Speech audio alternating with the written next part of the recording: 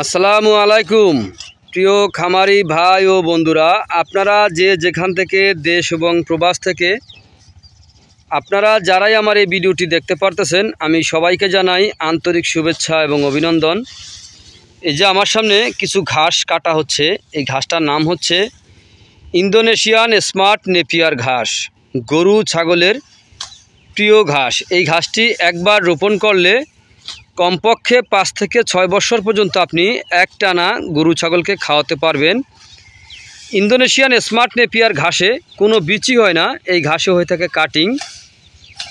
এই ঘাসে যদি আপনি প্রথমে 4 থেকে 5টি গিটের একটি কাটিং আপনি রোপণ করেন, একটি কাটিং রোপণ করলে একটি কাটিং থেকে প্রথমে 70 থেকে 100টি পর্যন্ত চারা প্রথমে গজিয়ে থাকে।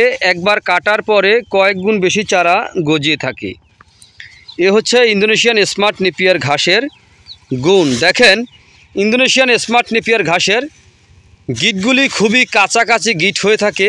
তো আমি একটি কাটিং থেকে যে একটি ঘাসের যে কাটিং যে গিটগুলি হয়ে থাকে, সেই গিটগুলি আপনি দেখেন যে কীরকম কাছাকাছি গিটে, দেখেন কত সুন্দর পরিপক্ক কাটিং।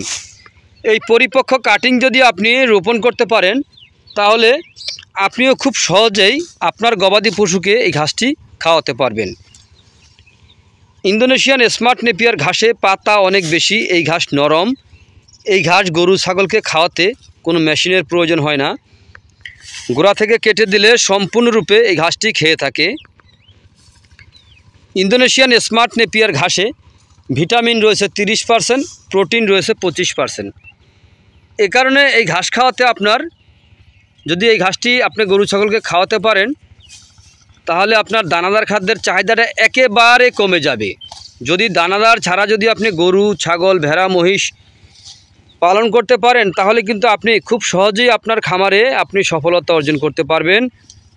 কারণ ঘাসে হচ্ছে আপনার খরচ একেবারে কম, দানাদার খাদ্যে কিন্তু খরচ প্রচুর পরিমাণে বেশি। তো যদি আপনারা এখনও ইন্দোনেশিয়ান স্মার্ট নেপিয়ার ঘাসে যদি কাটিং রোপণ করে নাও থাকেন, তাহলে আজই আমার স্ক্রিনে দেওয়া নাম্বারে যোগাযোগ করবেন।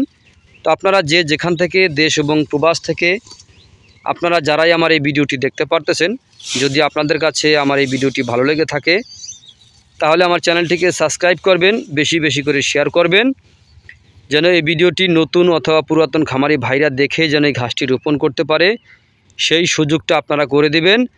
তো এই আশা এই প্রত্যাশা আপনাদের সবার প্রতি রইল।